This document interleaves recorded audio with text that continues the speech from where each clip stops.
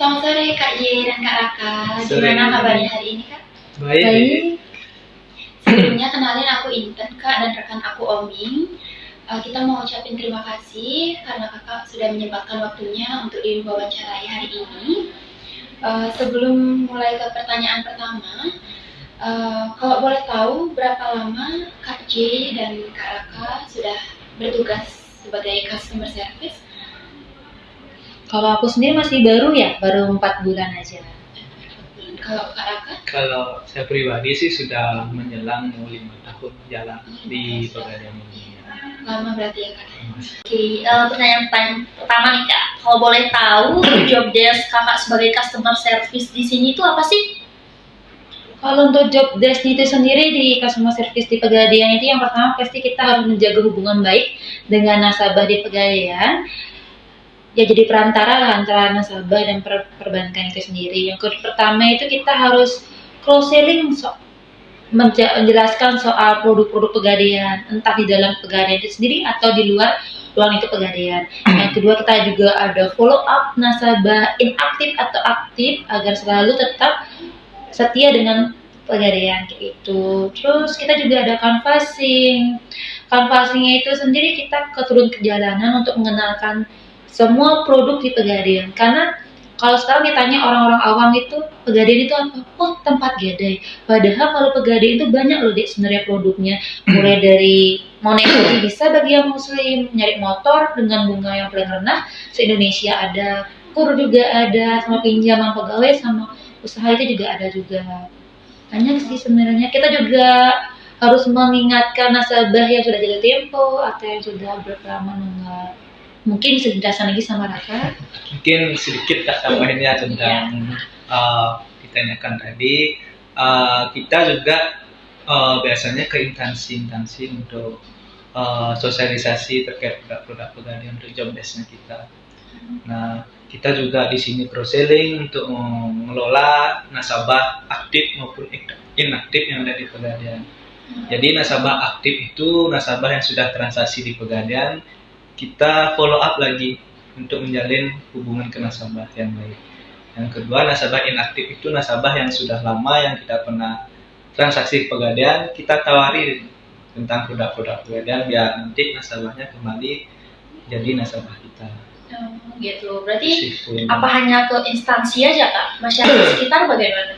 Kalau untuk itu kita juga selain untuk instansi ke dinas, kita juga ke sekolah-sekolah, ke kampus, ke SD, dan kita juga ke banjar-banjar untuk sosialisasi terkait tentang produk-produk. Gitu. Baik Kak, tadi kan Kak J selama 4 bulannya sudah bertugas dan Kak Raka hampir 5 tahun. Mungkin bisa diceritakan Kak bagaimana pengalamannya sebagai customer service? Oke, kalau untuk pengalamanku di bidang customer service karena aku masih benar-benar baru banget di dunia ini, jadi cukup kaget sama namanya omset, target kayak gitu. Tapi selama kerja di Pegadaian itu aku benar-benar ngerasa, oh benar loh ada perusahaan yang benar-benar care sama keluarga itu erat. Karena kemarin-kemarin kan aku kerja sama turis kayak gitu. Terus selama di sini sih banyak nasabah yang macam-macam karakter yang aku temui mulai dari cerewet, kritis, sama yang masa bodoh. Kayak gitu aja sih sebenarnya, tapi mungkin bisa ditambahkan sama Raka yang lebih lama gitu. Mungkin sama aja sih kayak apa yang dibilang ke Jania. Mungkin ada sedikit sih pengalaman. Kalau saya pribadi yang udah lama kerja di Pegadaian mungkin lebih jauh apa yang saya tahu tentang Pegadaian itu. Jadi ada hal yang masuk dalam diri saya sendiri terkait mungkin produk-produk yang ada di Pegadaian yang investasi. Apalagi saya juga orangnya milenial ya kayak kalian semua kan.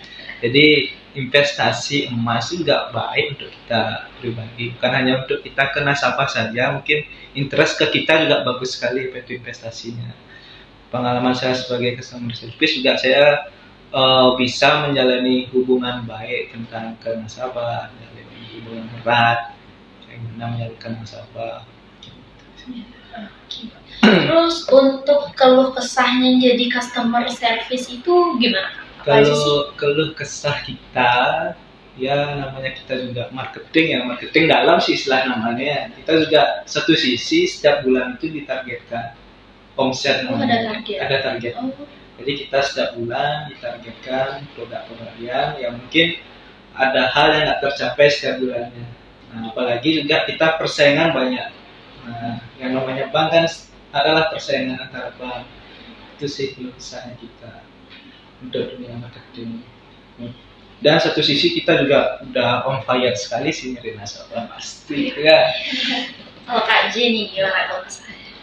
Kalau keluh kesah juga sih sama aja kayak Aka, masih kekejar omset itu benar-benar beban ya sebenarnya.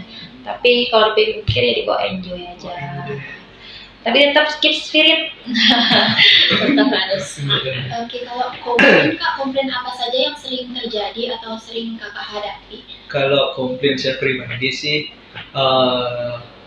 di dunia pegadaian sih kebanyakan ya terkait mungkin barang terlelang ya. Jadi pernah sih menghindar nasabah barang terlelang. Kita juga kasih tahu apa penyebab barang terlelang. Mungkin dari nasabah yang mungkin nggak ngeh atau lupa barangnya sedang jatuh tempo, sebelum jatuh tempo kita juga sudah mengingatkan nasabah untuk melelangkan barang. Kedua mungkin terkait pembayaran transaksi nasabah, tinggal untuk komplain. Itu sih. Kalau dari Kak Jim, Kalau dari aku sendiri sih sama aja sih sama kayak Aka. Kayak beberapa nasabah kan mungkin nggak ngeh karena mungkin sudah umur, kurang update sama WA sama yang lain. Padahal kita udah mencoba menghubungi via telepon, via WA, tapi belum bisa menyampaikan ke nasabah. Tahu-taunya kalau kita terlalu lama itu kan biasanya ada proses lelang dong. Nah mungkin itu sih, mungkin nasabahnya kurang ngeh. Padahal kita juga udah usaha memberitahu nasabah, oh ini loh ada jatuh tempo yang harus dipenuhi, yang harus dibayarkan atau ditebus. Tapi ternyata ya lelang, nggak itu sih. ya, Oke. Untuk tipe pelanggannya Kak, yang sulit dihadapi itu tipe pelanggan yang kayak gimana sih? Mungkin dari Mojin pelanggannya apa mungkin? Kalau aku sih yang sudah dihadapi itu yang tipe yang cerewet. Kenapa tipe yang cerewet itu yang karena kita udah jelasin A, ditanya loh kenapa A, kok bisa A, bagaimana A, seperti itu terus muter. Kadang-kadang nasabah itu udah kita, oh begini ibu, tapi kok begitu, kenapa nggak begini, kayak gitu, agak susah dihadapi kalau nasabah-nasabah yang cerewet kayak gitu. Itu juga sih mungkin yang kritis juga ya kayak. Kalau yang kritis itu kan agak susah juga karena harus mendetail banget kita kasih tahu untuk nasabahnya itu sendiri. Kalau dia mau investasi, misalnya investasi kan, investasi logam mulia. Investasi logam mulia kenapa bisa untung dikit Kak? Kenapa kita harus investasi? Kita udah jelasin, oh ini investasi itu bagus loh untuk kedepannya karena emas itu kan selalu naik harganya, nggak mungkin turun.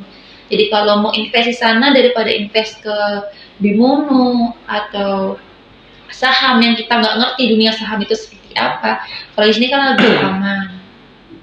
Kan untungnya sedikit dong kalau dalam setahun itu, mungkin kita kan nggak pernah nasabahnya. Tapi kita coba untuk ngasih tahu edukasi nasabahnya. Oh ini kan kalau untuk investasi emas itu jangan pakai mindset, oh setahun pasti untung.